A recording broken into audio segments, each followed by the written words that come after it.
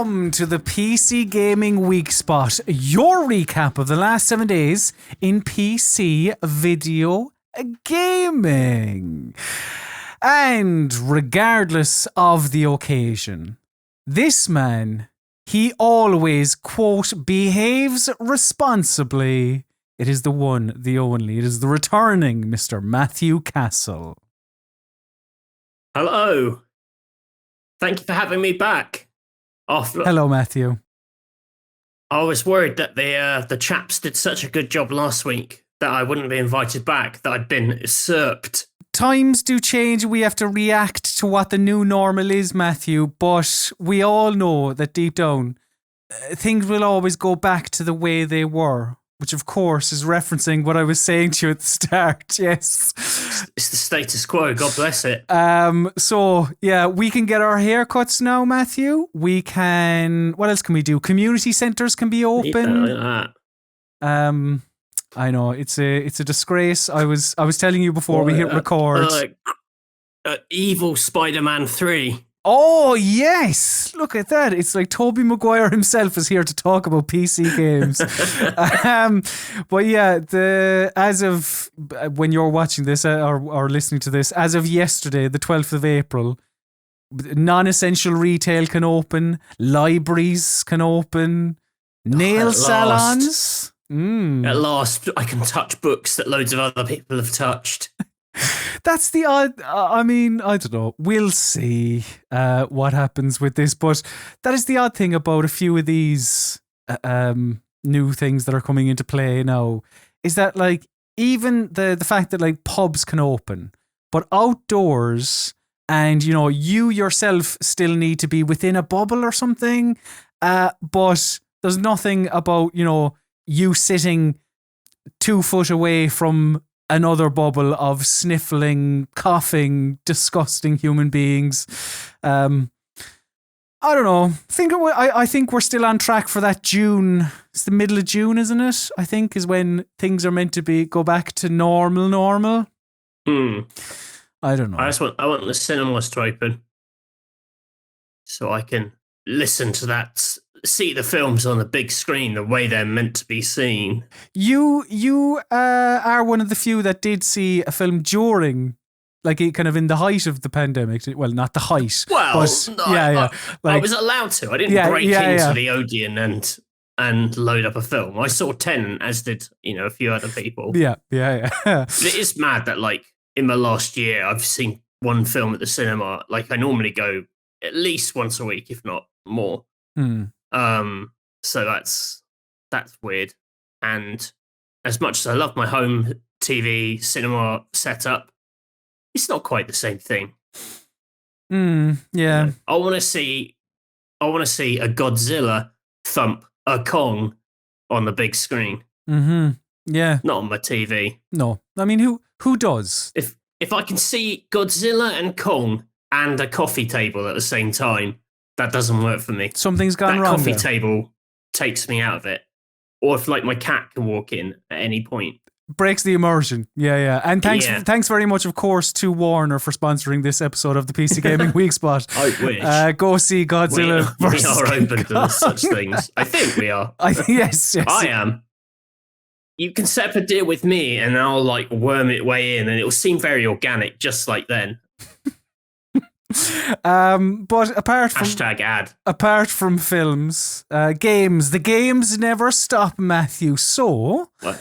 I'm going to ask you, it might be a little bit rusty now, so you may need to oil it up, but grab that news crank of yours and open your gob, because I have some information snacks for you. Info snacks for his gob. It's a strange week, Matthew. It is a week where there's probably no big overriding news story, but Did they do that last week? They did, yeah. They did the crank. I didn't see that bit. Yeah, no, they did, to be fair. Good. I'm glad that they cranked it on air. But yeah, a lot of kind of smaller to middling news stories, nothing major. One of personal interest to me, I suppose, is that during night 1 of WrestleMania 37, which happened on Saturday evening. You mean night 1? Yeah, there was split up into 2 nights. Oh, what pain in the arse. Well, Yeah, pretty much. But then it made, rather than one 7-hour long presentation, it was split up into 3.5 hours, which wasn't quite as bad. But one of the more exciting things that happened was that they had to delay it, like Wimbledon. They had to delay it for a half an hour because there was a rain delay, essentially. Was it outdoors? Yeah, it was in a big stadium. I went to WrestleMania in 2007. It was the Donald Trump one, you said, wasn't it? The Donald Trump one. It was at Detroit. And, I saw Donald Trump not get shaved. Exciting. I saw the tomato spitting man, who I think we've discussed before. Apple. Yeah. Carlito. Carlito, the apple spitter. Very mixed messages from him, because on one hand, eat fruit. Mm-hmm. I endorse that. On the other hand, spitting, disgusting. I don't know what to make of that guy. And definitely not a pandemic-approved character either, spitting in people's faces. Oh, terrible. But on Saturday, WWE 2K22 was officially announced. The reason this is big, I suppose, or the reason I'm even mentioning this, because I wouldn't, is that the last WWE 2K game was 2K20, which was the one that got memed to oblivion with all the clips of the bugs. It was the first non-Ukes one, right? No, it wasn't the first. They've been doing. Hang on, was it?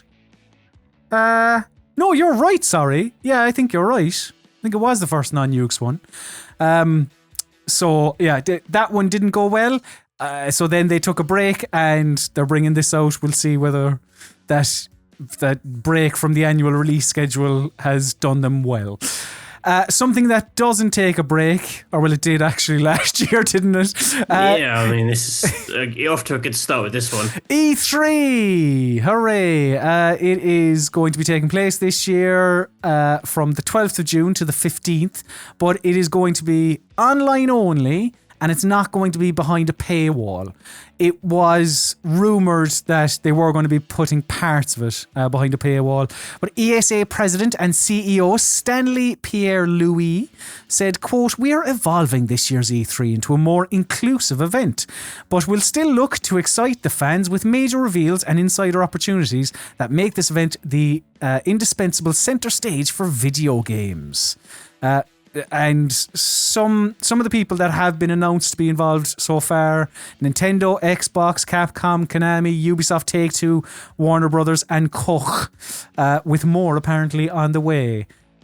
So it seems like they're building this up into this large E3 scale thing, but because we were talking about it before and saying, what purpose does it serve, especially an online only E3?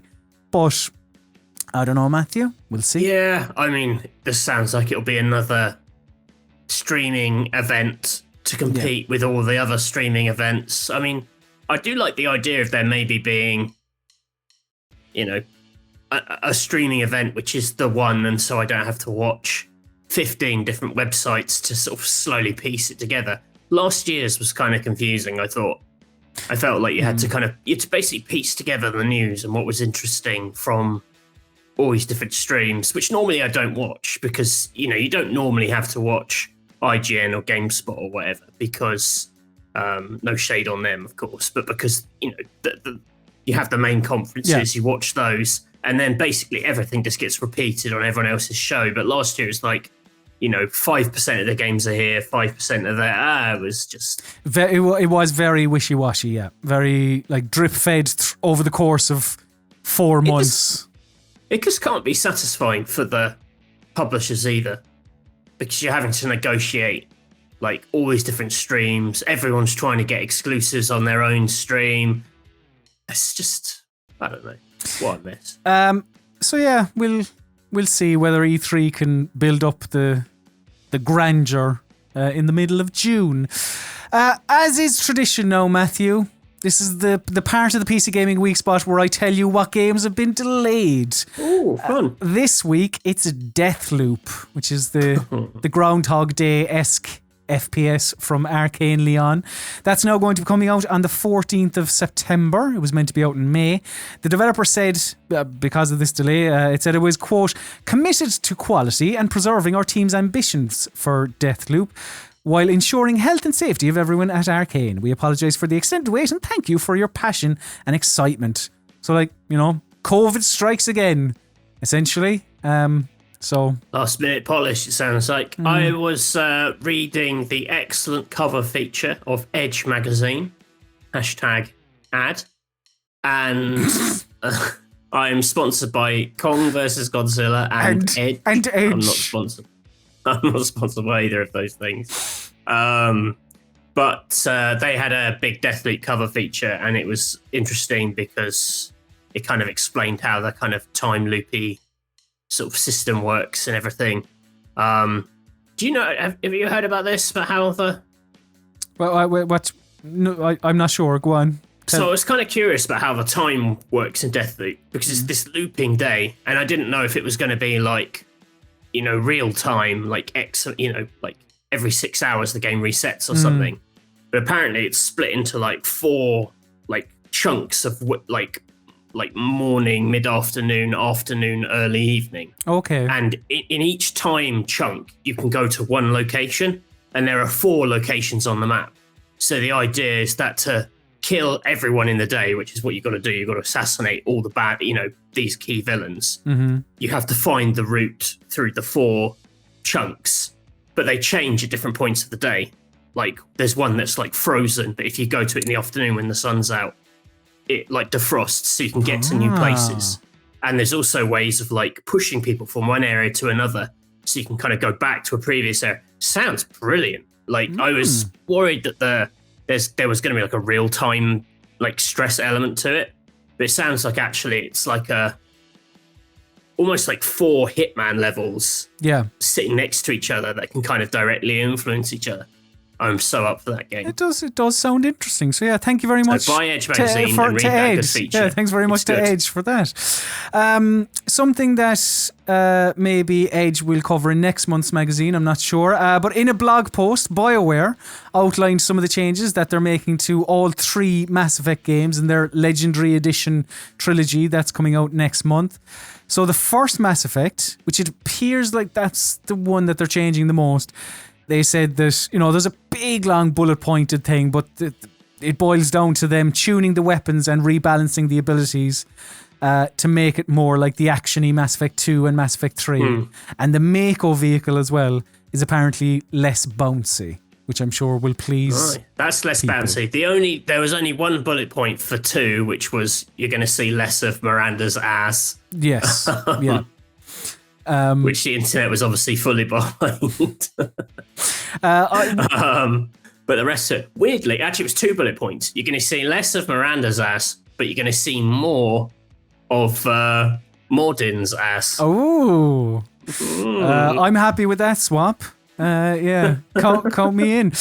Something that I'm also happy with is that Second Sight is back on Steam after 9 years of not being on Steam.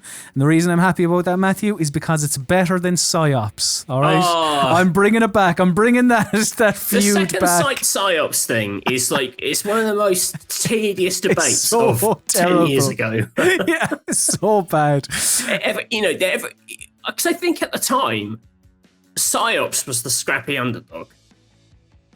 Second Sight was free radical, so they were coming off that like time splitters thing. Yeah, everyone was like Second Sight, and at the time the vibe was, well, actually, PsyOps' psychic powers are like more interesting, or it's like the pulpier, it's more fun. PsyOps is more fun than Second Sight. Second Sight may be a generally smarter game. But yeah, I'm not sure of PsyOps. I think they're both on Steam. Play them both if you want. That's next week's show and tell taken care of. Show and tell, circa 2005, 4. When did those games come out? Was it? Yeah, ish. Was it even before then? Maybe. I don't know. But According to VentureBeat, Xbox is in talks with 2004. 2004. It was 2004.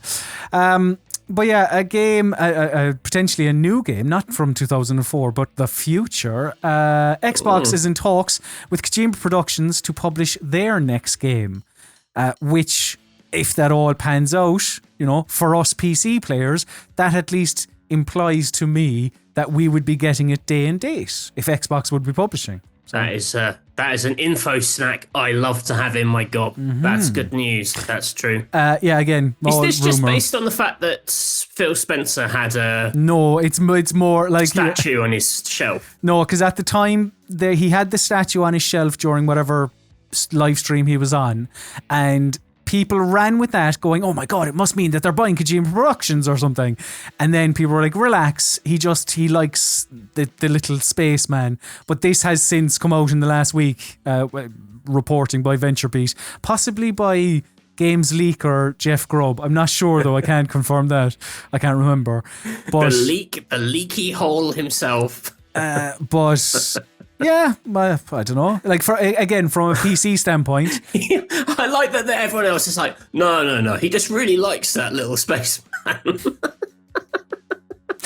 like that's the alt take. It either means they're buying in a studio for loads of money, or it could mean Phil Spencer just really likes a little spaceman. Big fan of the moon landing is Phil Spencer. I thought there was like a Switch on his shelf too. I think there was, yeah. So they're buying Nintendo too.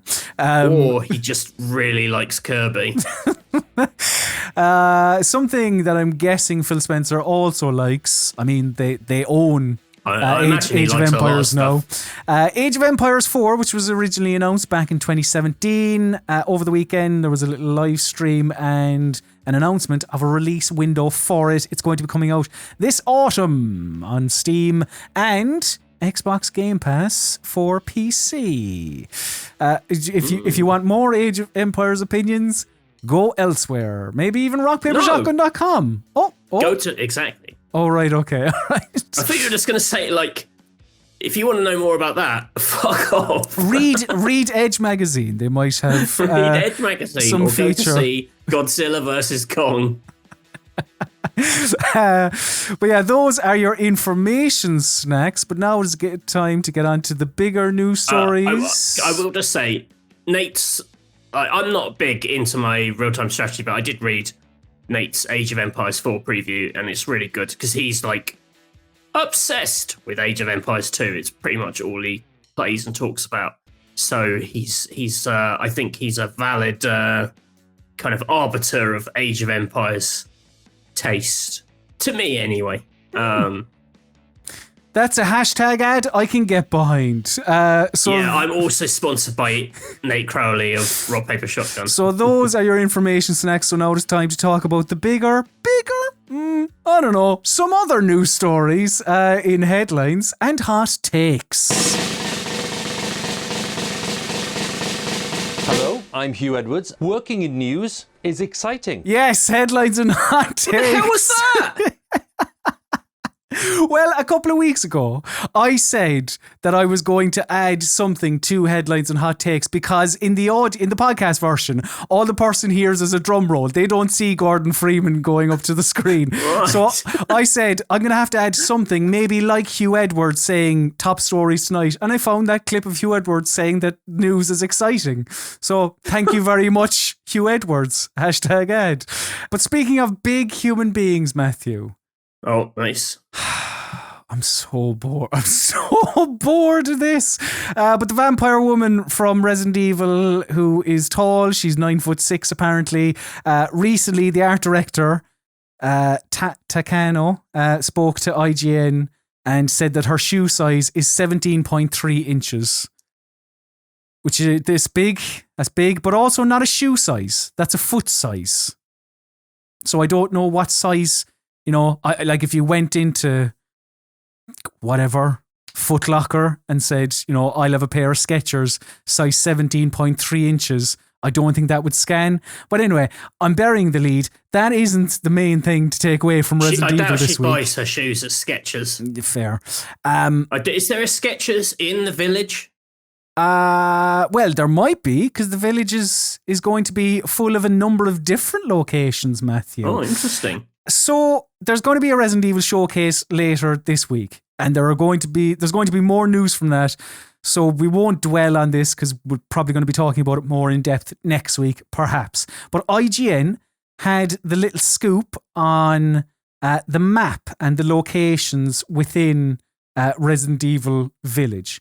What we know is that, in the words of IGN, there are, like, on top of the Castle Dimitrescu, who is the big vampire woman, there are landmarks that include a factory, windmills, and a reservoir which houses an image of a giant monster. The latter looks like it could recreate a situation similar to Resident Evil 4's iconic battle with Lake Monster del Lago. Those are the words of IGN. Now, I can zoom in. This is one for those. Oh. This is one for those watching, most definitely.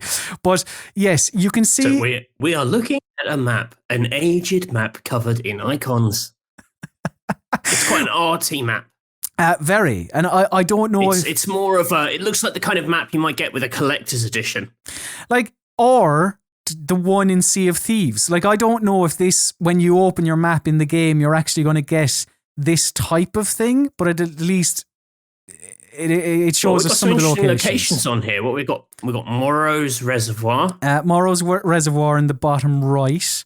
A lot of these things are very difficult to read. You have the castle up top. There's a sluice gate. Exciting. There's House Beneviento, which is the Italian contingent, and Heisenberg's factory, which of course is where they cook meth. Like, like, on this map there are 4 bigger icons, which is the castle, the house, the factory, and the reservoir. Like, I swear there's been 4 sort of symbols in the thing before. Like, this is going to be a game. Yeah, there's in the bottom corner of the map. There's a thing with like 4 like house seals. Mm-hmm. Which surely with those are going to be like the 4 key like big bosses of the area. In a similar way that Resident Evil 7 kind of had the 3 Baker family members, and then there was some other guff afterwards. That to me screams this is going to be like you've got to kill 4 big monsters, and the vampire lady is only going to be one of those 4. So all this excitement about how tall she is and how big her shoes are is going to be incredibly redundant. I mean, that is the issue that they will run into about 2 hours into the game after you kill her. She's dead in like the first. If she's alive beyond 4 hours in that game, I'll eat my hat live on the Weekspot. Oh, that's something to look forward to. But yeah, it is, as you say, like, because it's like the 4 kind of sub mini bosses, and then your big one, which is, because they've even said that, like, I don't have the name to hand, but it's something to the effect of like Mother Superior, whatever it is. So like, I don't know, we'll get more confirmation on what that entails. Isn't it implied that like Chris Redfield's a baddie? Is that because like on the cover of the game or the poster or something they've shown him with? Well, just he seems pretty shady, and he's like apparently the one who kind of gets you to go and deal with the village. So, he's definitely not like heroic Chris Redfield. Plus, he looks kind of knackered. He looks like me post-lockdown. Well, I'm still skinnier, though, because he's obviously like a military guy, and I'm not.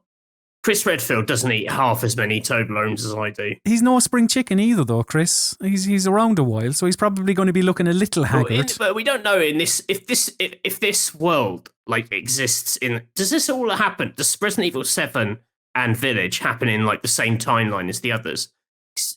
Because he looks different. He's a very different Chris Redfield. Yeah, I'm not sure if anyone has done the massive Resident Evil series timeline. There's got to be at least 20 YouTube channels dedicated to Resident Evil lore. But it just doesn't seem like a universe in which like some of the bullshit from the other 2 Resident Evil games could exist. I was saying that there's a giant vampire. What am I talking about? But the director, Morimiya Sato said to IGN, "When you hear the word village, you might imagine quaint houses lined up along a street, but that's not really enough to make a video game out of, especially in a horror game. I think it's important to keep providing new experiences along the way. Within the village, it's important to keep delivering new surprises to the player, whatever those surprises may turn out to be."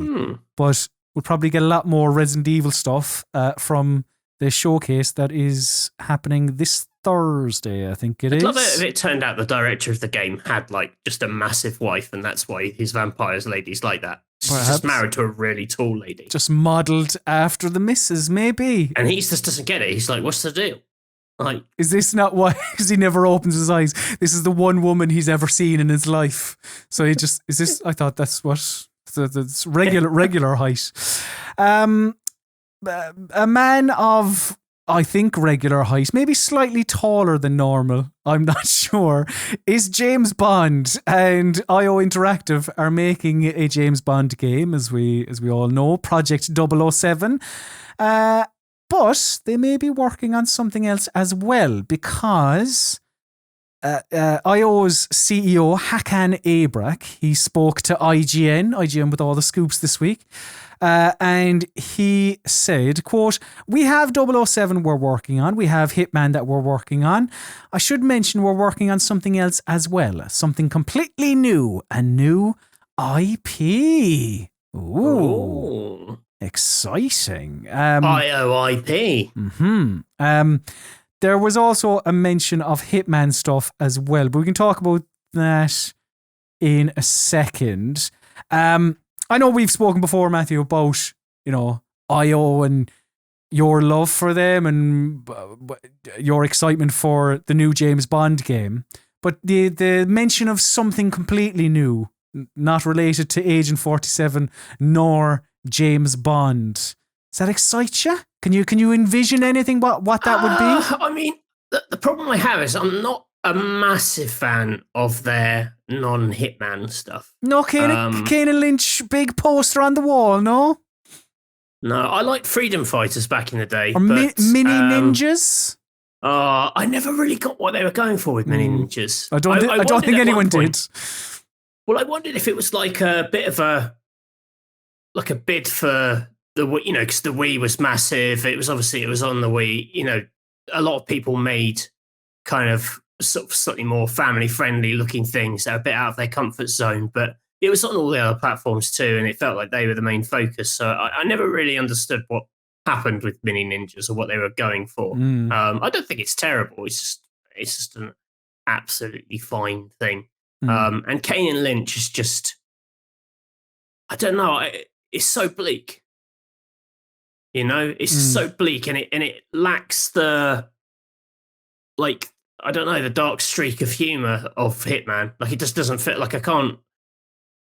It's like if Hitman sort of went wrong, you'd end up with Kane and Lynch in terms of, like, it's just such a bleak, unpleasant worldview. Wasn't it? It's quite a delicate kind of sort of balance. Was it Kane and Lynch 2 Kane and Lynch 2 was the sort of the handheld camera one, wasn't it? Yeah. Yeah, that wasn't great. Well, he ran around without his clothes on. He was all cut up. Isn't that a thing? Maybe. But I think that, like, the popularity of the Hitman series and the World of Assassination trilogy has made it so that, like, a lot more people will be interested by whatever comes next from them. Like, so be it something new or the James Bond thing. So I don't know. I'm intrigued by what this new IP is. But yeah, Abrak did also mention Hitman, and he said, quote, "Our thinking right now is Agent 47 deserves a bit of a rest. He's been busy the last 3 games. This is not the end of Agent 47. I just want to make sure everybody knows that. It's synonymous with IO. It's a very beloved franchise of ours. And of course, Hitman will continue. 47 maybe is going to be taking a bit of a rest, but that doesn't mean we're not going to be working on some cool stuff within the world of assassination. So there's definitely activity coming. And I'm looking forward to talking about that sometime in the future. Obviously, they're working on the all the like. It's getting a lot of DLC actually. So you know there seems to be a kind of a steady stream of stuff, Hitman 3 related stuff coming. Based on sort of 7 deadly sins, isn't it? Yes, yeah. It's sort of existing within the world. It's not new levels. It's what they've announced anyway. It's kind of like riffs and sort of revamps of the existing levels, a bit like the escalation contracts. Yeah, I mean, can we read into anything he says there about Agent 47 taking a rest? Like, could Hitman... I don't know, maybe we spoke about this before, but like, could Hitman work with somebody else, do you think? Like, does it have to be Agent 47 in the role of the Hitman? Yeah, I think so. Like, he's quite, well, for me anyway, he's quite integral to it. Like, the character of the game, a lot of the humor is in this, you know, quite sort of withdrawn, sort of stoic character. You know, potentially there's, you know, if you wanted to do some sort of like multiplayer experimenty stuff where you weren't you know, in a world where not everyone is playing as an Agent 47, maybe I could sort of see something like that. I've always wanted. I can't remember the name of it. The Assassin's Creed multiplayer mode where you were all trying to sort of assassinate each other. In Unity, was it when they introduced that, the French one? Yeah, that was a really good laugh, and you almost wonder if there's sort of like, you know, a kind of return to that, or even, you know, wouldn't it be good if IO did their own riff on Among Us? Lots of people trying to assassinate each other and then sort of pin it on each other or whatever, committing secret crimes. Secret crimes is a good genre of game, I think. So yeah, but you know, in terms of like, it's not a world where I'm obviously like, oh, I would love to see Hitman where you're blah, this character, or whatever. But like, you know, that they're, you know, I'm pretty sure like when they recruit people on their website, you know, looking at some of the job roles on the Bond game or whatever, a lot of them are still for the Hitman team. So it's clearly a sort of going thing. Yeah. So, I don't know if that's just going to be the sort of the DLC season that they're doing, or kind of beyond. But I don't know. Hitman's back on the radar and everyone's into it, and particularly it really felt like the excitement around it grew. And Hitman 3 really feels like it's, you know, it was a big talking point this year. So you wouldn't step away from that. You wouldn't think so. Yeah, you wouldn't think so. I hope not. I'd just like them to do, like, even if they were like, every year we're just going to do a new Hitman level, and we just got like a team making like one Hitman level, just to keep it ticking over. Right. Well, that'd be good. Because the DLC for 2 was so good. I'd happily take little chunks like that. Yeah, and it doesn't seem, at least now, to your point, like, it doesn't seem like they're going to go down that route with Hitman 3. When it comes to, here is this entirely new location. I think they've been quite explicit in saying, like, there won't be more, you know, currently there's not levels for it. Yeah. But, you know, the fact they refer to this world of assassination, which is the overall kind of package of the thing, you know, I'd pay like, whatever, 7-10 quid for a new little burst of Hitman, 15 quid or whatever. There you go. So that's your price range, IO? Between 7 and 50. You know, it depends how good they level it, you know. How much would you pay for an illegally acquired graphics card, Matthew? Because... Come on, you know me. I wouldn't pay anything. I'm a square. I wouldn't buy stolen goods. You know me. Because it's time for that right angle. I wouldn't knock him in. Don't get me wrong. This week's... But I probably wouldn't buy him. Yeah, this week's Tech Corner is about actual criminals. Because according to Hong Kong news outlet TVB News, the Hong Kong Customs and Excise Department recovered up to 300 cryptocurrency mining NVIDIA graphics cards from a smuggling ring. So this was reported by Tom's Hardware, and in their report, they said the Chinese authorities detected a suspicious fishing boat anchored just outside the Hong Kong International Airport. The sea smugglers were loading boxes from the fishing boat to a speedboat at 2 a.m. That's never good. When their cover was blown, the shady men hopped on the speedboat. They said the news story called them the shady men. The shady men hopped on the speedboat and sped away towards mainland waters. A high-speed boat chase ensued, but the astute gang got away. However, the officers managed to detain the owner of the fishing boat. In what was detained then were exotic foods, apparently, and like smartphones and other things. Read the exotic foods. The exotic foods are, again, according to this report, such as sea cucumbers and shark fins. It's quite an exotic food, isn't it? That's what I have in my Subway. I'll have a foot-long sea cucumber and shark fin, please. A shark fin marinara, thank you very much. But yeah, they found 300 graphics cards and these... I don't know if it's just the graphics cards or all of the tech that they had, but it was valued at $257,000. Everyone wants those graphics cards, Matthew, and they'll do whatever it takes to get them. You just know that the next GTA is going to have a mission where you have to steal a box of graphics cards for crypto miners. That's just... It's just too, yeah, they kind of have to really. It's too good for GTA. That's just that is going to be a thing in Watch Dogs 4, the next GTA, whatever. There'll be so many things about, like, that's just going to become a new smuggling thing. And forget I'm looking organ smuggling. I'm looking forward to the protagonist turning to the camera at that point and just winking. Just going, oh, games. Yeah. But Matthew, my question to you is, what's the best thing you've ever smuggled?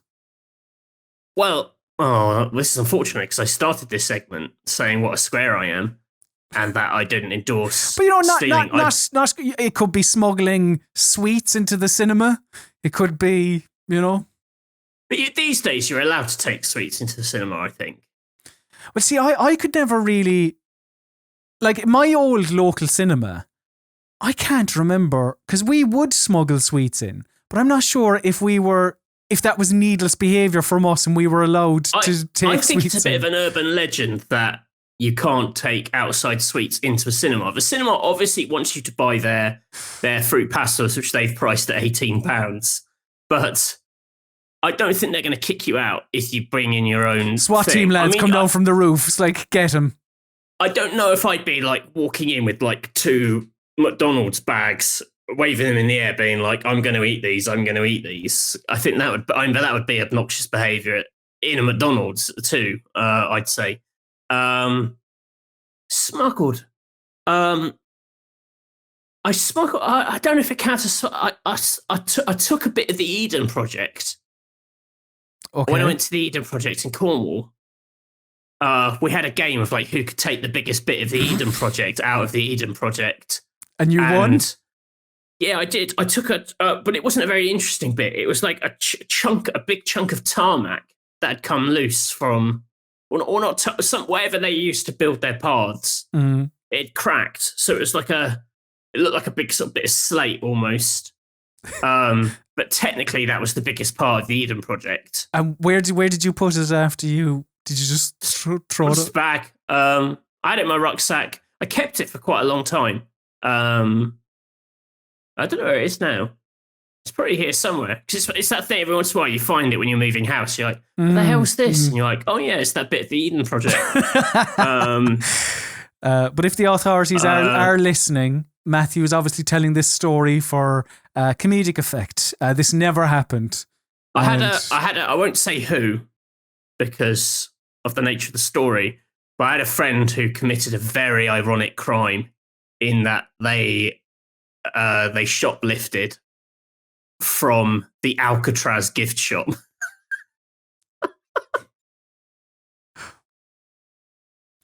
That's the best. I mean, that's bold. Yeah. That's bold. You're right. It's so easy for them to throw you in the slammer. I know. Good. You're right there. Good. I mean, you don't want to. That's the one place you don't steal from. No. Prison. That's silly. Who robs a prison? Those are your news stories this week. So now it is time to talk about the games that we've been playing in something we call Show and Tell. Show and tell, show and tell. We can't afford a proper jingle. It's meant to be jingle. Show and Tell is the part of the PC Gaming Weekspot where we tell you and each other about the games we've been playing over the last 7 days. And it's the biggie, Matthew. It's the one that everyone is playing. What? No, nothing. Do you know what? We'll leave that. The audio listeners can just enjoy our giggling. That's a bit of ASMR for you. That's me eating a Rennie. But are you Rennie? Hashtag ad. Are you eating a Rennie? Because it's because I ate.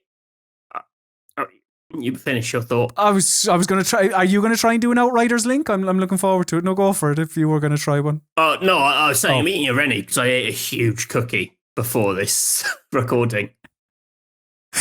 I was going to ask if you had eaten a Rennie because you had eaten bullets and superpowers and server issues of Outriders. Surely Pyromancer would be the better link. Oh, fuck. Yeah, that would have been. Let's pretend we said that. Outriders is the big game of the last 7 days, really, that people have been playing. I have put in a couple of hours into it. Matthew, you tried to play it, but ran into many of the issues that other people have run into. But we'll talk about that in a while, because Outriders is a strange one. Its popularity it has surprised me a bit, because we've been talking about Outriders for what feels like, even pre-Weekspot, we've been talking about Outriders for however many months now, and saying that when this game comes out, it will probably be pretty decent, an alright third-person shooter, a good fun time that isn't going to change your life. And after, I don't know how many hours have I played, maybe 6 or 7-ish hours, I can tell you that yes, that's what Outriders is. It's an alright video game. It is, if for those that have no idea, it is, I've been playing it single player, but you can play it co-op. It's class-based, third-person shooter with superpowers and RPG elements, developed by People Can Fly, the people who did Gears of War Judgment and Bulletstorm. And the setup is that Earth has become uninhabitable, so you and a group of people called, I believe, the Outriders, head off to a new planet called Enoch. And aside from that, Matthew, who knows? Because the characters are boring, the story, the dialogue is atrocious, the delivery is equally uninspiring. It's genuinely one of the most boring games I've played in quite a while, story-wise. And I think that's part of the reason why I haven't really been compelled to put more time into it. But in the moment to moment, it's quite fun. Yes, it is class-based. I've been playing as the Trickster, who is the Time Lord character, who sort of, I suppose, I don't know, Doctor Strange-ish. Like, your powers include putting your enemies in this big kind of blue bubble that will slow down their actions when they're in the blue bubble. You can teleport behind enemies. You can stab people with a big time sword that essentially obliterates them. They disintegrate into dust. The old time sword. But the excellent thing about the powers in this game is they have a very short cooldown period. It's maybe the best thing about the game, actually. It's like generous Destiny. Oh, totally. For the majority of the time, whenever you call on them, they'll probably be there to be used. And whatever class you are, like, when you use your powers in a particular way, you will you'll regain health. It encourages you to play sort of the proper way within your class. They're all quite aggressive as well, aren't they? They're all sort of like set them on fire and then shoot them on fire, and the pyromancer gets his health back, or, you know, long range kills with whatever the techno one's called, the Mancer, whatever. Technomancer, maybe? Yeah. But yes, yeah, very aggressive. Like, it is a third-person shooter, yes, like on top of the superpowers, and there's loads of cover around the place. And I did use cover a bit if I picked up a sniper rifle or whatever. But because of what you just said about, use the powers and you'll get health and, get in the faces of enemies, but that, as well as the AI also being very aggressive, to call it a third-person cover shooter isn't telling the whole story. You mentioned Destiny.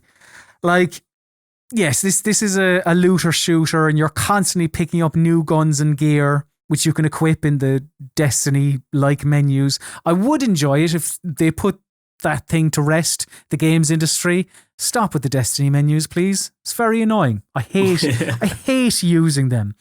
But what had me diving into the menus and playing around with guns and my loadout were the status effects that are attached to each gun. It does feel like the guns play differently. They shoot differently. They'll have different effects, whatever they may be. I didn't just find my primary and secondary weapon and go, yeah, this is me now forever. But the biggest praise I've seen for the game from, friends on social media or whatever, is that in the later game, the ability to stack up, various upgrades, gun mods, whatever, and turn yourself into just a ludicrous killing machine is very, very satisfying. Mm-hmm. Like it's kind of everything in the game is over the top and geared to being over the top. It sort of delivers just this big, chaotic kind of escalating snowball of sort of violence, which seems to resonate with people, particularly in some of the end game stuff or it uses this world tier system. I was just about to mention it. When I play games, generally I play it normal. The world tier system, because of it being tied to the quality of loot that you pick up, I was sort of encouraged to try, what would it be like if I just bumped it up 1 or maybe bumped it up 2? But how it works is that as well as your overall character level, these world tiers will, you'll get access to them by, killing people. And your world tier has a level, and when you reach the level of the world tier you're currently on, you'll open up the new one. So it is kind of like tier 1, I think, is called story. Tier 2 is easy, so on and so forth. Tier 10 is death or whatever. And yeah, your enemies will be difficult, but your reward will also be greater. And I would generally sort of go with what the game was encouraging me. Maybe give hard a go, Colin. Maybe try very hard. And if I just got into a firefight that was just a little bit too hot, then bump it down. I've really enjoyed it. To be honest with you, I don't know what the scuttlebutt is on the world tier system. I don't know if it's beloved by many or whatever. But me, myself, I really enjoy it. I think it works very well. And that's a lot of this game. I think it's enjoyable. It's not terrific. There is nothing that this is best in show at. But for the most part, yeah, quite enjoyable. Yeah, it's a shame that it's not on PC Game Pass as well, because it's on Xbox Game Pass, and it's kind of the perfect Game Pass game, really. I mean, structurally, it's a game that you'll keep dipping into, so keep that subscription rolling. So I get it from that perspective. Kind of games as services are games as service or games as service-esque, because this isn't quite. It's not a full it's sort of online. You have to be online, but it's not got the full sort of MMO light structure that some of these things have. Yeah. It's more like a very ambitious Gears co-op experience. And those games, they make a lot of sense on subscription services. I mean, for the money as well, the subscription price, you probably play a few hours and be happy. I don't, it's a bit of a bigger leap on PC, isn't it? Having to pay whatever 50 quid. But I'm glad that people are sort of digging it. When I played it at the preview event, I remember thinking I just had a really good time with it. I didn't think it was exceptional in any particular way, but it was just really, really rock solid. It's the kind of 7 out of 10 that some people are going to love to the degree of a 9 out of 10. And some people just won't get it. I thought when they put out the demo for this, there are some people who just kind of played it for 5 minutes and went, nah. I mean, admittedly, I'd say its opening hour is very poor. It dumps a lot of story right at the start, which is so not this game's strength.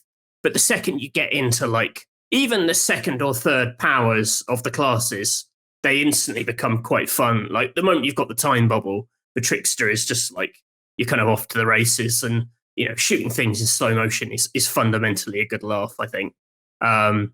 So yeah, I think we called this one right. I think this is absolutely rock solid.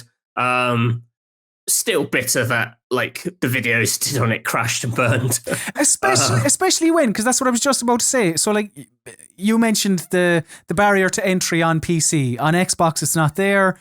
Sadly, it's not on Game Pass for PC. However, this thing has sold so well. Not Valheim numbers, but well, this is really the benefit of releasing at a time when no one else is. I mean, as long as you're solid, that's kind of enough in a bit of a game drought. And it appears that whilst I don't think we would have predicted it to sell as well as it did, it seems like Square and People Can Fly also didn't predict it to sell as well as it did, because my God, yes, the launch issues of this, predominantly server based, and even in at time of recording, the last couple of days or so, they released a patch, and some people were reporting that this patch wiped all of their progress and their character and whatever else. The server issues though seemed to really hinder a lot of people. I can only speak from personal experience. I didn't run into maybe one drop, I think, but I think the rest of it was pretty solid. I've been playing on Xbox and I got booted out.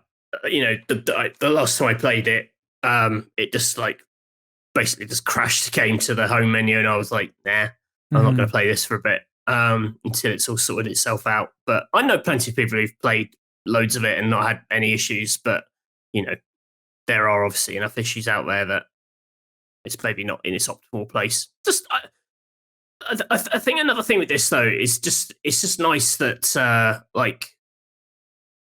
it cheers me up that something so traditionally gamey can still do all right. There's almost this sense at the moment that it has to be the most AAA incredible blockbuster, or kind of an indie breakout hit. This feels kind of slightly mid-tier.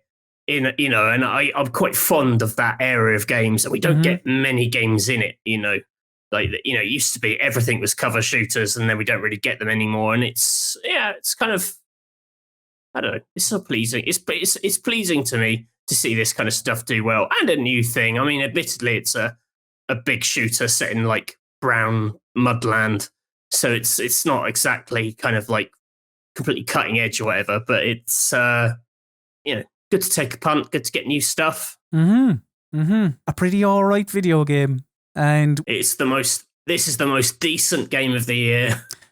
We'll see, because I know you mentioned, we've mentioned Destiny a few times today. I know that they have sort of, People Can Fly have hung their hat on the fact that this isn't a games of service game. We're giving you here is the game. You'll be able to play it from start to finish, so on and so forth. I wonder if that will come back to bite them on the ass, because Destiny players, for example, who may be playing Outriders now, they may be wondering, I've put 40, 50 hours into this, I've finished, what's next? What is the next thing that I'm going to get to play? And People Can Fly are like, I don't know. And then everyone's like, all right, back to Destiny then. So, I don't know. Yeah, we shall see. Indeed. Another game that I have played over the last week, been enjoying it, been a bit nostalgic, is Oddworld Soulstorm. Now, cast your mind back to 1990. When was Abe's Odyssey? Was that 97, was it? And Abe's Exodus was 98. But either way, Abe's Exodus was just over a year after Abe's Odyssey. But this is the game that Lorne Lanning and all at Oddworld have said, this is the game that we wanted to make. Because it's wild, right? New and Tasty, which was the remake of Odyssey, that came out in 2014. I was astounded when I looked that up this morning. It was that long ago. Yeah, I mean, I remember this being announced when I was working on like official Nintendo magazine. It's mad. It's mad. But yeah, this carries on from Oddworld New and Tasty, the remake. And it story-wise, you play as Abe, the unlikely hero leading this resistance and breaking free slaves. The slaves of this horrible corporation who are led by these manky-looking businessmen with cigars. They're smokers. Oh no! Oddworld, double whammy. Well, I thought you would, because I know you have a big distaste of cigar smokers, so I thought you'd really. Only the same distaste most people have, I would say. All right. don't set me up as like some weirdo of like, Matthew's the only person on planet Earth who doesn't like the incredibly obnoxious smell of cigars. I don't know why, I just had it in my head that you like really detested it. Well, yeah, and I do, but I would say I thought you did too. I mean, not to the level where do you finish every week spot and then just going yeah, just chomp. I'm basically what's his name, Murdoch from the A-Team. But yeah, Oddworld called this a 2.9D platformer. But what that means to the layman is it's 2D, but the perspective will change depending on the cinematography of the shot. Well, that's old as hell. People have been doing that for like 20 years. Why are they trying to make that a selling point? That's mad. Well, yes. However, it's 2D track, but it bends into the screen. You're like, wow, didn't Pandemonium do that on the original PlayStation? Yes, what you're saying is correct. But to what they're trying to build up, I did want to mention this is a beautiful looking game. And their use of the camera is excellent as well. Like, I know when we're talking about Outriders, you said, every game now has to be a particular game, basically The Last of Us. Yeah. Like here, what it feels like is they use cinematic techniques in a really gorgeous way, and to kind of show the scope of what is Abe's challenge, how insignificant he is in comparison to this horrible world. It's like, it's grim, like this world that he's in, and it's obviously full of danger, but it's really, really gorgeous. In comparison to, I suppose, the original from 20 years ago. But other ways that this has been modernized is that Abe is he's a bit more fluid. Like, movements still need to be made deliberately at points, and it does come down to you sort of edging from one place to the next pixel by pixel sometimes.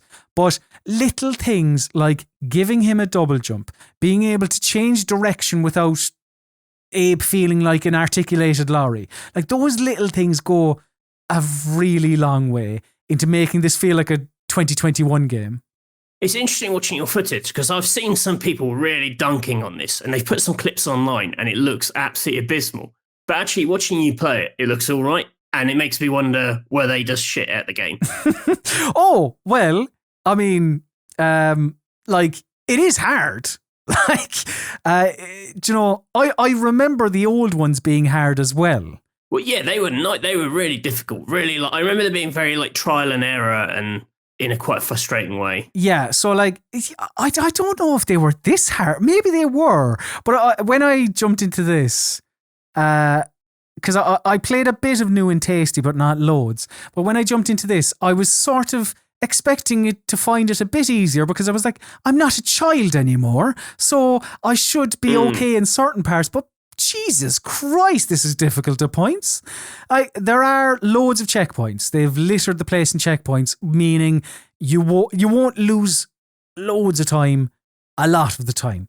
But there is, like you said, there is still a bit of trial and error about it. Like when you come into an area, you're not going to know that a big rock is going to come down and fall on you. Like all of your modern cinematic platformers, like your Limbos and your Insides and whatever else. So there is some element of trial and error about it. And yeah, that is frustrating. Of course it is. Do you think it helps that because you played the originals and because you like the originals, you sort of know the kind of weird sort of logic of this world? 100%. 100%, yeah. Because, I mean, I suppose it explains quite a lot, to be fair. But just having the knowledge of, like, the bombs on the ground that time, or, like, you know, you can turn those off, or the mines that if you touch, you'll explode. Like, having those little tidbits of knowledge does definitely help, yeah. But still in saying that, fucking very hard at points.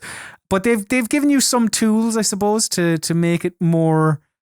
to make it more solvable, to make those puzzles more solvable, because you have a crafting system in Abe's in Abe now, because everything is crafting systems. I'm still not sure how I feel about this one. I suppose I like the idea. I suppose it hammers home, like thematically, it's good in that you're trying to survive this onslaught from this terrible corporation, and you loot around in bins and whatever you can find, you know, the bodies of fallen enemies. I'm just not sure how I feel about it, because there are vending machines scattered around as well, and you can pick up money, and I feel like if I could just buy the thing in a vending machine more often, that would be better. It feels like I'm just wasting time. Because the looting system, it's not like Red Dead Redemption 2 or anything like that he's picking up every item and looking at it, but it just feels, I'm like, come on, pick up the pace a little bit. So it's a little bit fiddly. But the actual tools they give you, it's quite cool, like messing around with these, like the smoke bombs, or what else? So there's like bottles of booze that you can fling at open flames, and you know, it'll ignite.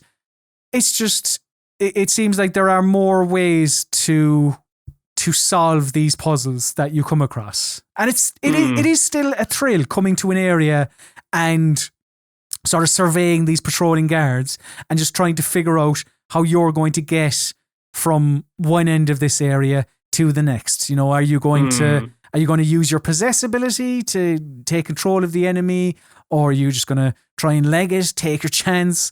But there are some... Like I think I mentioned, you know, looting off of a fallen enemy. You can get through Soulstorm as a pacifist. Apparently. I don't know how you would do this. It seems nigh on impossible, but apparently you can get through the game without killing a single enemy. Very hard. Very hard. I suppose because there are maybe a lot of kids watching, maybe they don't know how Abe works, but I mentioned about going, or maybe you've seen from the footage, like, and you freeing these slaves, like getting these Mudokons, these slaves, from one area to the next and bringing them to this bird portal that will transport them to safety. Jesus Christ, it is just unbelievably difficult sometimes. I mean, the elation you feel when you complete the task is terrific, but yeah, very hard. But yeah, essentially you'll see these people scattered about. You go up, you say hello, you say follow me, they do. And then it just involves you kind of... Hello, follow me. Wait. You can't fart. You can say hello, wait, follow me, but you can't fart in Oddworld Soulstorm. They have removed the farting, yeah. I know. I'm surprised there isn't a petition handed into the Houses of Parliament yet with people complaining about this. I thought Soulstorm was like a word for fart. A euphemism. Where is the soul gone? The soul has been ripped from Oddworld because we cannot fart in the game anymore. Yeah, I haven't finished this yet, as I mentioned. Whether I will or not, well, even if I get... You sound a lot more positive about it than, like, I was, you know, the things I've read, people I follow, etc., etc. I thought this was like crash and burn territory. Oh. Yeah, I mean... People were really dunking on it, going like, look at this awful clip of how bad this thing is. But honestly, your footage makes it look quite good. Yeah, no, it's I think it's quite clever at points. Yes, it is frustrating for what I've mentioned already. There are definitely certain sort of old-fashioned elements to it sometimes. But you are a big Oddworld fan, so and I do think it helps if you played those games, like to have, just as I mentioned, that kind of built-in knowledge of how it works. A huge Abe tattoo. Massive, just all covering me. Yeah, they're all those little mates are just climbing up your legs. I just have like "hello, follow me," just all down my everything he says. Just big fart noise. It's like fart on your knuckles, fart and then fart. Like James Joyce, like the thunder noise in Ulysses. I have like the fart noise that Abe makes written all down my back. But I'm not sure if I'll finish it because it's so difficult, and to get, I think, is the final 2 or 3 levels, you have to have saved 80% of the slaves, the Mudakans, in each level. I'm not sure if I've done that. No, I think I've done it once, maybe twice. And yeah, if you don't, you'll get the bad ending. But if you do, you'll get to play 2 final levels or something like that. So I don't know. We'll see. I might try because it's enjoyable, and I'm sure nostalgia has something to do with it. Another game that I played, Matthew, I've played quite a lot this week.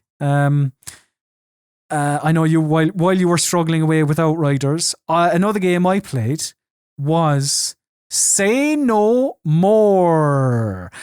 Now, I don't need to speak about this loads. If you're listening to the podcast version of this, I would definitely recommend you watch the video to see my character that I made. I think a masterpiece. It's like the Incredible Hulk meets with a gorgeous ginger head of hair. The Incredible Hulk meets Charlie Dimmock. But this is a very nice idea for a video game. I think in execution, it's a bit boring, but it's quick. It's about an hour and a half, so you'll get through it handily enough. This is like the definition of a funny trailer game. You watch the trailer and you go, this looks great. But yeah, when you play it, I mean, yeah, the idea and the message of it is nice. So like you are an intern at an office, and when you start the game, you don't have the power to say no. So you're saying yes to all these trivial, menial, shitty jobs. And then you find an old Walkman with this kind of Mr. Motivator type character who teaches you how to say no. How you got the job in the first place when you don't have the power to say no, who knows? But yeah, you get the ability to say no, and then you spend the game just spamming one button, essentially saying no to people. It's on rails. So, you know, you're directed through this experience. But there are a number of different ways you can say, like a heated no, a cold no, a lazy no, and something else that I can't remember. And that's what you do. That's all. You go around, you say no to people. Some enemies, tougher enemies, I don't know really, are they, but people, whatever, you have to do certain actions to like stun them, sort of. There's like sarcastic clapping, there's laughing, there's something else. This sounds, while it's funny, this also sounds like an absolute nightmare person to work with, because I know this is the message of it, but like, imagine if everyone just started saying no. God, it'd be awful.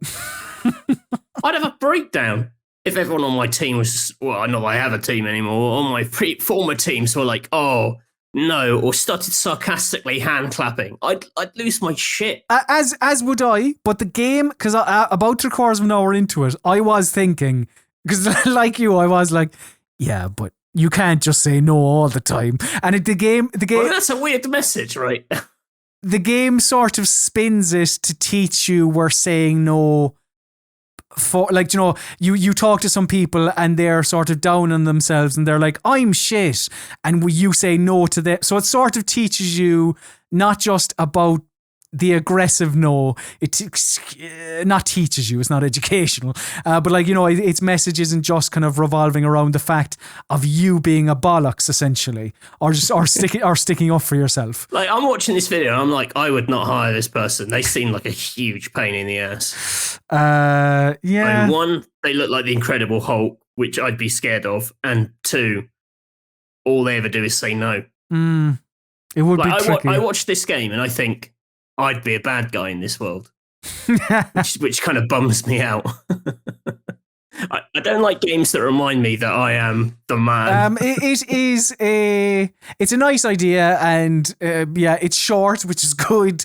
But I think the joke wears thin, because you even said it's like a funny trailer game.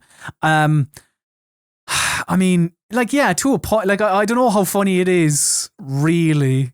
Like did I exhale through my nose? I don't think so. I don't think I'll maybe. You go. Yeah, that's what I mean. I don't think don't think I did really. But nice message to a point. But that is just say, what is it? No, not say no more. To which you say no. So those are the video games that we've been playing over the last. Well, those are the games you've been playing. I need to play more games, it turns out.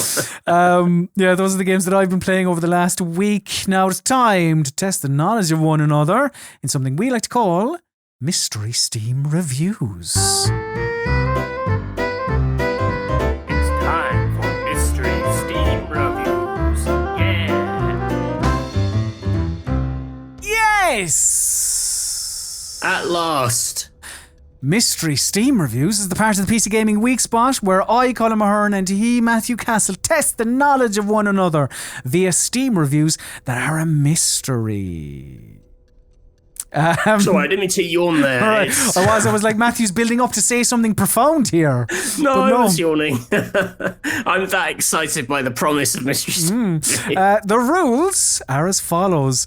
Both I and Matthew bring 3 Steam reviews to the MSR arena, but we omit the name of the game associated with each review. Our opponent must correctly guess the game attached to each review. One correct answer equals 1 point. While both of us have 90 seconds on each MSR, we both also have help in the form of 3 lifelines. These can be used at any stage during battle and also pause the 90-second timer. Each lifeline can be used once and once only, and they are as follows. Question, where the hot seat haver gets to ask a yes or no question. Second opinion, where a second review is given to the warm chair sitter. And genre, where the genre of the game is revealed to the one with the warm arse. Now, this week, as always, we gave you the choice, dear listener, dear viewer. What did you want us to cover on Mystery Steam Reviews? What did you want the theme to be? And you chose games set in either New York or on Mars. Which, of course, for long-time Mystery Steam Reviews listeners and watchers will know, an ongoing thing here in Mystery Steam Reviews. So now we can put it to bed. What games are set in New York and what games are set on Mars? The games chosen had to have more than 5 minutes in New York or Mars. There needed to be the entirety of the games don't have to be on New York or Mars, but a considerable portion. Enough that when you hear it, you're like, oh yeah, the Mars bit. So Matthew, here is your very first Mystery Steam review. The game is so pretentious and annoying. I hate its stupid comic book art style. Just use cutscenes. Also, the protagonist's face is definitely messed up. That's why the game is famous. Just for that one fact of the funny face.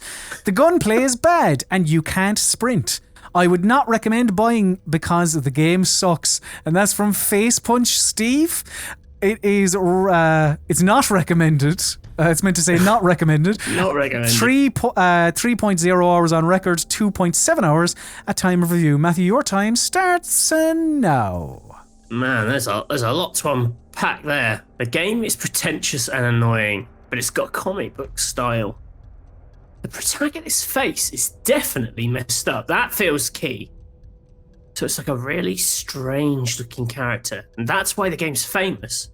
Because it's got a weird looking character. Just for that one fact of the funny face.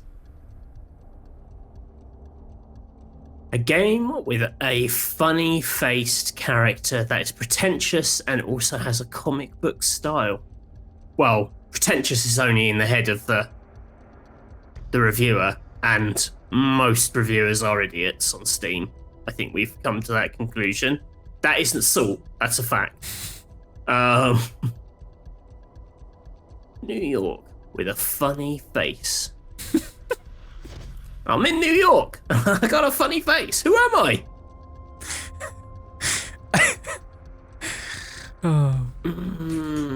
Jason Sudeikis is the funny-faced man in New York. I know what it is. Stop the clock. Oh, all right. We're stopping at 18. It's Max Payne. Well, I've stopped the clock. Is that your final answer? Yeah, it's my final answer. Is that how it works? I've forgotten. It's been so long. Well, normally you just say the name of the game, then I ask you is that your final answer? Right. But that's fine. That's fine. He's a funny-faced man. So, a lot to unpack, as you mentioned, with that Mystery Steam review. But you did unpack it. You were like, okay, well, this is either New York or Mars. You kind of honed in on New York. You recognised there's a funny-faced character in this. You didn't mention much about the sprinting or the gunplay, but it was mainly the funny face.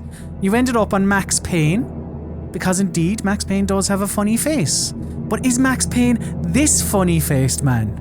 Matthew, I can tell you that the correct answer is Max Payne. The best Max Payne face? Matthew, could I have my first Mystery Steam review, please? Good spooky fun.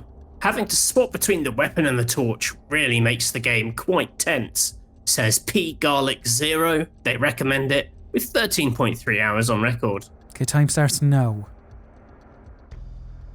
Okay. This is a tricky one. And the reason I say that is because this is obviously Doom. And Doom 3, I think, was the one that introduced, famously, because it was much maligned, was the one that introduced you having to swap between your gun and your torch. But I don't know if Doom 3, if you can buy Doom 3 individually on Steam. And I don't know if you go back that far. There's kind of an unwritten, well, maybe you would. And also, so my Doom knowledge, in-game knowledge, not great. So I'm not sure. When did Doom Guy go to New York? When did Doom Guy go to Mars? Right, the best thing I can do is a question and is to ask a year. So let me just work out in my own head. I'm not going to... I need to work out... When did Doom... do I need to use the question or do I take a punt on one of the Dooms? No, I'm going to pause the timer at 10 seconds. Matthew, this is bold. This is bold. My question to you, I mean, I hope it's Doom. My question to you is, was this game released in the last 2 years?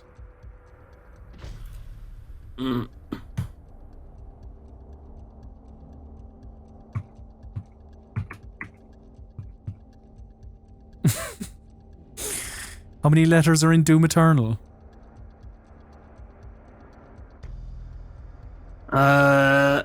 This was not released in the last 2 years. Okay. 10 seconds left on the clock. Pressing play now. In that case, I think I'm going to say Doom. Is that your final answer? Yes. Which Doom? 2016. It's the name of the game. It technically covers 2 games because they're both called Doom. So you get 2 for the price of 1. But is it the right answer? I might have Is that your final answer? Yeah, that is my final answer. Yeah, and I have a feeling I probably should have just day one just said Doom 3 final answer, Chris. So, identified this as Doom series famously set on Mars with a torch and a gun that you switch between. Now, you correctly identified that as a mechanic in Doom 3. But is this what this review is referring to? The correct answer is Doom 3. Oh, Jesus. What an asshole. Why did I Why did I not just say Doom 3? You had it. You knew it. I couldn't believe it. I was like, that's right. That's perfect logic. You were 100% right. That is exactly the avenue to go down with this. And yet you took yourself out of it. Matthew, here is your second Mystery Steam review. The first and the best of the series. Strong gameplay and story helps drive this game forward. For me personally, I enjoy the grind towards the end game, rather than the end game itself. And that's from Renegade. It is recommended 268.7 hours on record. Your time starts now. Interesting. The grind towards... You see, Endgame puts me in the mind of games as services. It makes me think Tom Clancy's The Division, which is a game which has definitely tripped me up on Mystery Steam reviews in the past. Let me get the genre of this. Oh, okay. We're going to pause the timer at 108 and give Matthew the genre. So the genre of this video game is as follows. An online-only action role-playing video game. An online-only action role-playing video game. Your timer, 108, restarts now. Ooh. I mean, that sounds like The Division. Oh, wait. Could be Destiny, because Destiny's on Mars. There's two. Oh my god. What's the genre again? An online-only action role-playing video game. I mean, that's kind of The Division and Destiny. Second opinion. Oh, okay, we're going to pause the timer. 32 seconds. As Matthew uses second opinion. The second opinion of this game is as follows. I wanted to love this game. I really did. The game isn't a horrible game, but it isn't the first-class open-world MMORPG shooter it sold itself as. I'll simply end up forgetting it. Ultimately, the problem with the game is that I feel no need to return to it. I'm not hooked into the story, and while the world they built is extraordinary, the content within it is ultimately unappealing. I don't want to go hunting for weapon parts or rummaging through areas to find a new jacket for my character. I simply feel no need to return. Oh, that could still be Destiny. Your timer restarts now. Oh, why can't he be like, oh, and I saw a taxi. And then I'm like, Division. Or, whoa, a moon rock. And then I'm like, Destiny. Wait, was Destiny 1 even on PC? Destiny 2 was Destiny 1. I don't know that Destiny 1 was. I think this is going to be Division. This is Tom Clancy's The Division. Is that your final answer? That's my final answer. So straight off, recognise, right, okay, well, the review mentions it's the best in the series or whatever it was, and it's the first. And, talking about it as if it's the genre, an online-only action role-playing game. But then you were like, is this The Division or is it Destiny? You've ended up on Tom Clancy's The Division. And I can tell you, Matthew, that the correct answer is... Tom Clancy's The Division. Good deduction skills and working out there. Matthew, could I have my second Mystery Steam review, please? The true story of one man's struggle against bad guitar controls as he attempts to win back his ex-girlfriend. Also, hilarious sex scenes. And weirdly out-of-place basketball destruction, that should be destruction, of one of your co-workers. That's from Propeller Gator. They do not recommend this game with 8.2 hours on record. Time starts now. Fahrenheit. What about it? Final answer. Bold. Is that your final answer? Bad guitar controls, sex scenes, basketball. I think her detective partner. Yeah, Fahrenheit, final answer. Are you sure that's your final answer? You've still got a minute left to guess. No, because I talked myself out of Doom 3 and I'm not going to do it again, Chris. So, yeah, Fahrenheit or Indigo Prophecy. That's your final answer? As my final answer. So, you went straight in there? Yeah, it's Fahrenheit. yeah. Yep. No point. Not a lot of drama in that one because you knew it. Makes my job quite hard as a hype master. Matthew, your final Mystery Steam review is as follows. Turned on the apartment stereo and the game crashed. But that's okay. I get that way too when I hear Theory of a Dead Man. 10 out of 10. And that's from 80s_jacket. It is recommended, and genuinely, this isn't a typo, with 0.0 hours on record. God. Was fucked, whatever it was. Not sure how that happened, but it did. Matthew, your time starts now. I turned on the apartment stereo and the game crashed. Okay, that could be any number of things. What the hell is Theory of a Dead Man? No. Because... Like, see, I see that review and it clicks with me straight away, but I'm going to be fair... Because I'm not... I am going to pause the timer at 1 minute and 3 seconds, and I am going to give you a freebie second opinion. Because I don't know. But yeah, I'll give you a freebie. So, the second opinion of this game is just a mess. The controls and camera are horrible, and for a game remastered recently, the graphics are so dated. But the worst part of the game are the QTEs, which make up more than half of the game. The story was all over the place, borrowing certain scenes heavily from The Matrix and Silence of the Lambs. Plot holes are plenty, and the ending is highly rushed. I'm going to restart the timer now. Because, like, the Theory of a Dead Man thing really twigs with me, but... I appreciate if it doesn't with you. So it was something that was remastered recently. Something that was remastered. What was remastered that's set on New... It sounds like New York, but the only remaster I could think of is fucking Remastered. The Red Faction Guerrilla Remastered. You also have your question. Did that have quick time events? It doesn't sound like The Matrix. That doesn't sound like that. There was a... Are the Saints Row games set in New York? They're set in a city that's like New York. There was one of the... There's the one which is like The Matrix. It's the... It's like... Less than 10 seconds if you want to ask a question. Fucking Saints Row 4. I can't remember its subtitle. Saints Row 4. Saints Row 4? Okay. I think they remaster a lot of those games. It's set in a city that's like New York, and you do go into the It's set in a Matrix-y. So, the review mentioned about going into your apartment and playing Theory of a Dead Man, or whatever it was. Oh, that could be. It's got like a licensed soundtrack. Theory of a Dead Man, of course, yes, do have a number of songs in this video game.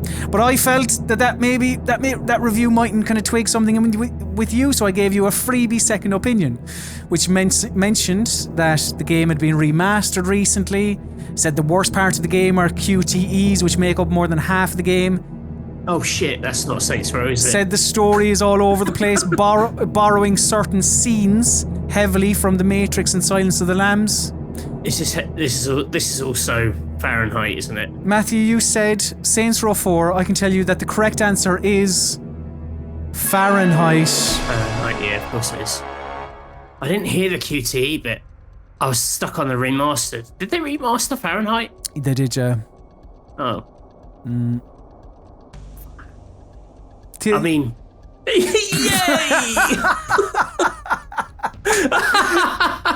Oh, nice! That's a great review! Thank you for being generous with that clue. I hope I get better luck next time. We're all having good fun. Matthew, could I have my final Mystery Steam review, please? There's something inherently compelling about the overblown premise that sends you hurtling through a nightmare blizzard towards absolute vengeance without letting go. It's almost enough to convince you that this is it. This is New York. This is all there is. Snow and blood and betrayal and corruption, says Ross.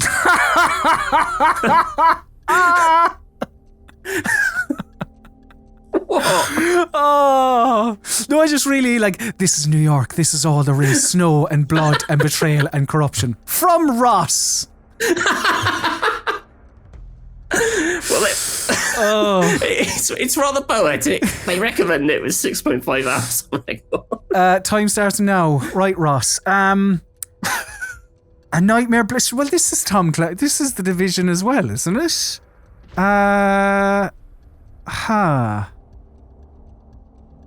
Is it? This is all that's coming to my head is The Division. So it's set in New York. Nightmare Blizzard. Yeah. I'm going to pause the timer at 1:03. Matthew, could I have my second opinion, please? This makes you feel like the Punisher from Marvel Comics. You are a one-man war machine out for revenge against the people who took your family away. Restarting the timer now. Is this prototype? Why am I restarting the timer? I'm going to pause the timer again at 53 seconds. Matthew, I wish I had my question now. Matthew, could I have my genre, please? Which is surely open world. If this is prototype, open world action, maybe action adventure.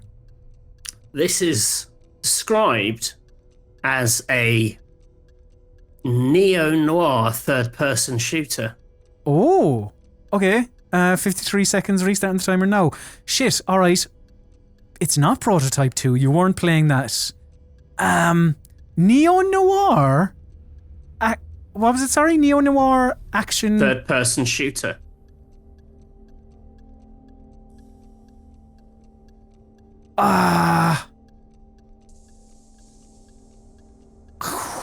Neo-noir games. I don't know. Remember Me?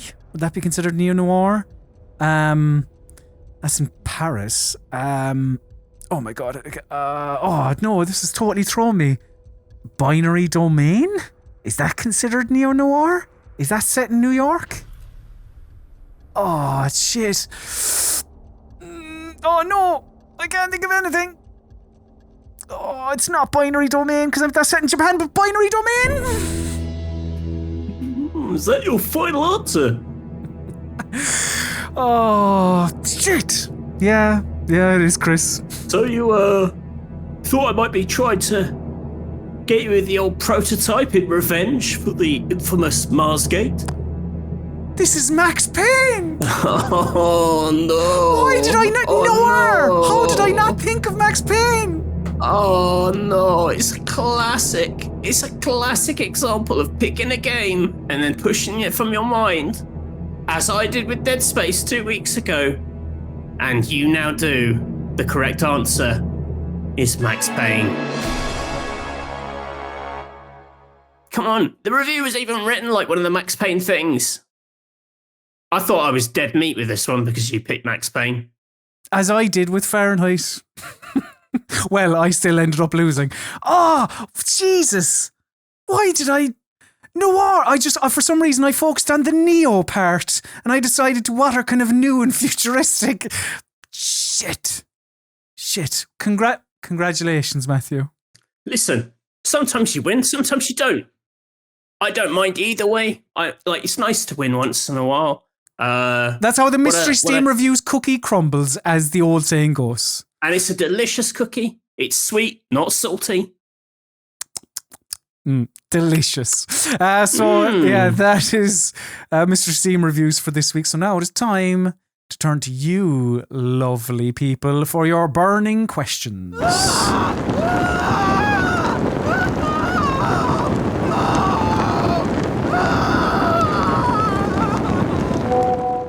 Yes, burning questions is the part of the PC Gaming Weekspot, where we take your correspondence, indeed, your burning questions. You can email us at any stage throughout the week. Weekspot at rockpapershotgun.com. And as is normally tradition, but wasn't last week, and the reason for that is because, or not last week, the week before, I don't know, timelines are a bit messed up, but there was 2 weeks ago, the video version of the Weekspot, it didn't have a premiere on YouTube because YouTube was being very odd. So Mog wasn't able to give us their usual £10 donation. I don't want to say we expect it. No, not, yeah. When I say usual, I mean it's kindly appreciated every time, and really very generous. Of course, yeah. I don't mean usual as in yes, it is expected. But so it looks like Mog really dropped the ball. How ungrateful. So, but like I that's what I mean when I said I wouldn't. Mog, what? Stop! No, that's like because Mog didn't give us a tenner on the 2 weeks ago one. Last week gave us £20. Oh, Mog, you're too honestly, we'd answer your question without the money. Well, thank you so much. That's yeah, you're unbelievably generous. The Matthew Castle Toblerone Fund. So. So yeah, thank you very much, Mog. Genuinely, you are an absolute star. And Mog says, with thoughts drifting to post-lockdown times, what are your favourite holiday destinations, both in the UK and abroad? As always, appreciate the fantastic work. Thank you, Mog. Favourite holiday destinations in the UK and abroad, Matthew? In the UK, where have I been that I've really liked? The Lake District. We used to go to Southwold in East Anglia, which is like a little coastal town. We're home to the Adnams Brewery. Had some very pleasant holidays there. Very nice. Kind of seaside town vibes. That's very pleasant. Down in Devon, around the Lyme Regis area. That's nice. Yeah, those are nice places. See, I suppose I haven't. I mean, yeah, I didn't grow up going to holiday destinations in the UK, but of places I have been, yeah, the Lake District is lovely. In the UK, I would say Edinburgh also is a beautiful city. Oh yeah, Glasgow, amazing, absolutely amazing. The best food I've ever had. Like the number of great restaurants I went to in a short space was in Glasgow. Yeah, I've been to Glasgow a number of times. Absolute king. Abroad, I mean, it depends what I'm after, I suppose. Like, I enjoy, like, a sun holiday is grand if you just want to, like, just relax and just take a break and whatever else. I say that as if I do it all the time. I haven't been on holiday in years. But I do like I do get bored sunbathing. So like, you know, like I like something to do. So I like going somewhere where there are things to see and things to do, I suppose. Yeah. Such as? I know, yeah. I mean, I haven't been on holiday in literally years. I'm trying to think where was the most. Well, you go. I had a very nice holiday in Dubrovnik, which I liked a lot. You can obviously see all the Game of Thrones-y bits, but it's also just got a lot of nice chill little islands you can go and visit. I went to Bruges on my honeymoon, and that was really nice. Before the film? After the film. Oh, did you say we're in fucking Bruges, Catherine? Probably. Seems like the kind of annoying thing I would have done. But that's very nice. It's quite small. You can walk around it really easily. Good for like a weekend break. Also, you can buy loads of that awesome Belgian chocolate. We probably bought enough of that we smuggled that back into the country, to return to your smuggling question. Thank you very much. I appreciate it, chap. I smuggled. Had to hide it in every orifice. I mean, I was just trying to think. Like, typically family holidays were like, yeah, kind of boring sunny places. If it was abroad, but I remember spending some time in Bordeaux again, it makes it sound like, a couple of days. I spent some time in Bordeaux, a summer in Bordeaux. But yeah, Bordeaux is probably like maybe a French city that typically people, if they're going on holidays, I suppose they go to Paris maybe. But Bordeaux is like gorgeous, like lovely architecture, museums, galleries, really, and just like a very nice chill kind of vibe in the place. I think that's the area where the Plague Tale studio is, and they kind of based it on that area. Ah, I didn't know. So it's like that, but minus the mega rats. Yeah. Ideally. Dan got in touch. Dan said, "Hello, gents. Love the podcast. It gets me through the drudgery of work." My question. This is our work drudgery. My question is about Xbox Game Pass for PC. For many a PC game, I have to go under the hood and tweak a config file to get the experience I want. Usually unlocking frame rates, changing FOV, skipping intro, videos, that sort of thing. Xbox Game Pass doesn't give you access to the game files. This is a deal breaker for me. Wonder what your thoughts are, and if there has been any games where you had to dive into a .ini file. Cheers, Dan. Thank you, Dan.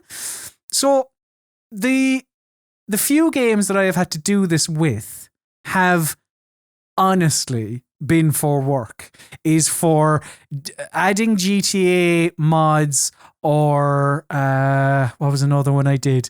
But like, yeah, typically, and whether that's because of being brought up sort of playing console games, I'm just, you eat what you're given. Yeah, I think I'm a very easy PC consumer because I have a console background.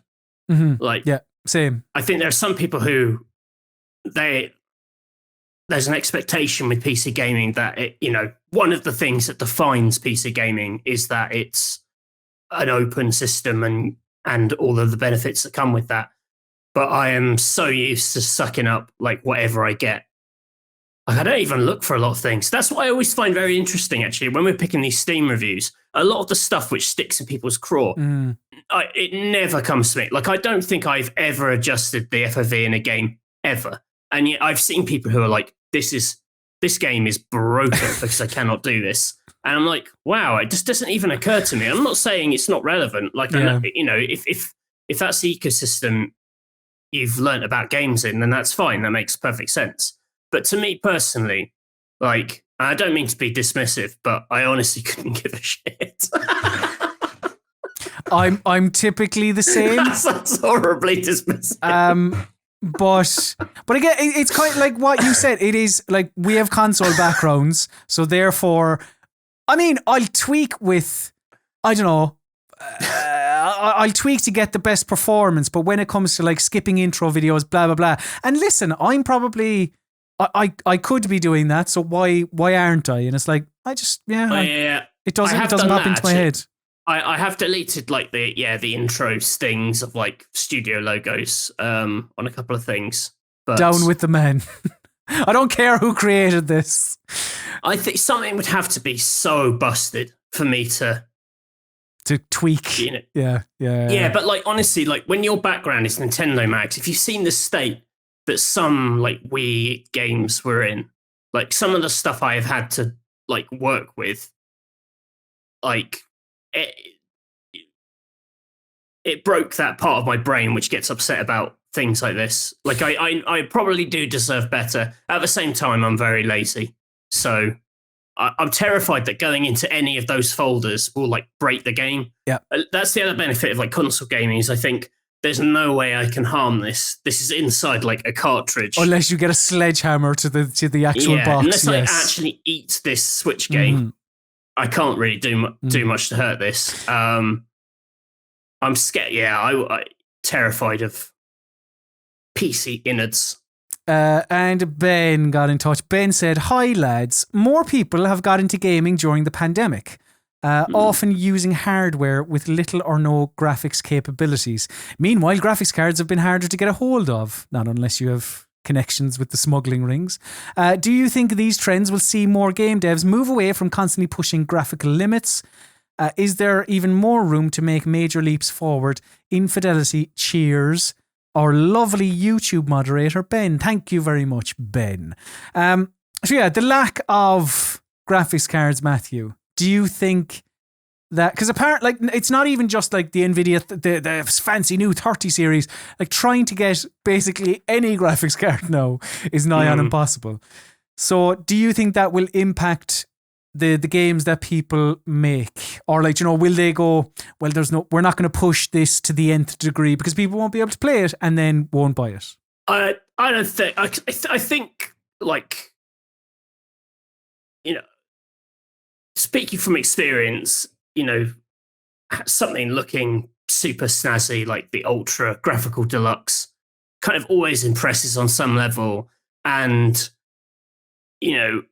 particularly on PC, like, it's been very rare. I don't think I've ever had a PC where I've been able to play like the new games at the peak of their powers. Like, I've always played a diminished sort of version of it. But kind of by association, there's a sense of, well, I'm part of the exciting graphical thing, even if I'm not fully getting that. It's I remember when The Witcher came out, the kind of The Witcher 3, looking at it and going like, it looks absolutely amazing, and I could maybe only play it to like 80% of that power, but that was kind of enough. You're still part of the kind of the amazing experience, if that kind of makes any kind of sense. Yep. So I it's not a huge deal breaker. I don't see people getting out of the graphics race. Like, it's such an easy marketing point that something looks amazing and looks beautiful in trailers. And at the same time, like, indie games, obviously, a lot of them prove that, it's not graphical heft that does it. An amazing art style is equally valid. Some of the best looking games of last year don't test your PC at all. I think if the graphics card shortage was to go on for literal years, then perhaps, but you have your Nvidias and your AMDs saying, oh yeah, later this year we'll have it sorted. Now, whether that will come to pass, who knows or not.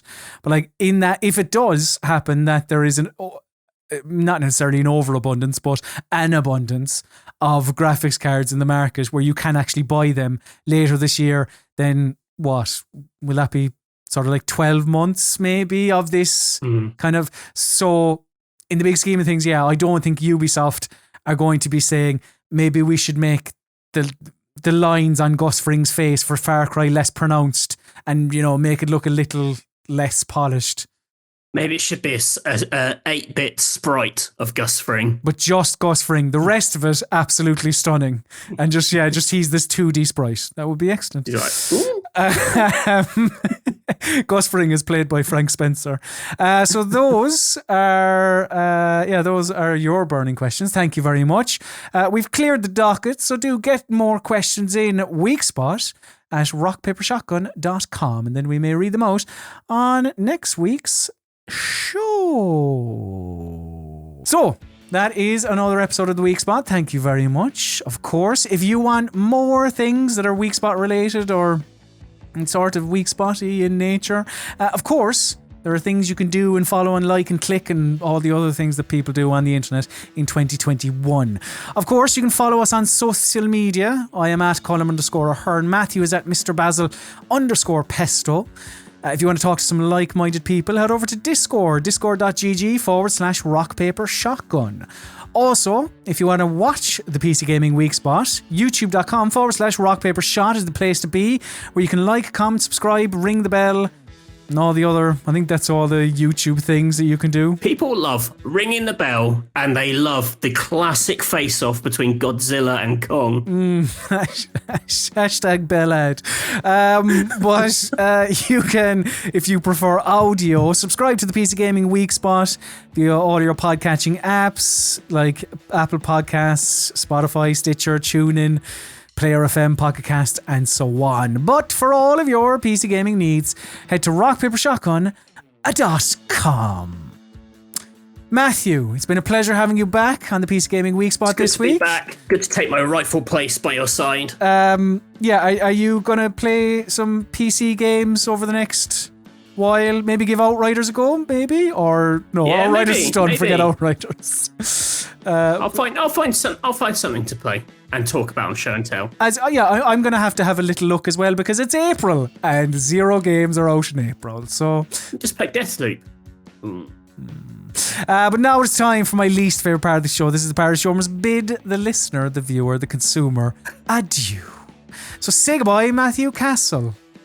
Goodbye. And say goodbye, Colin Mahern Sloan. Go forward.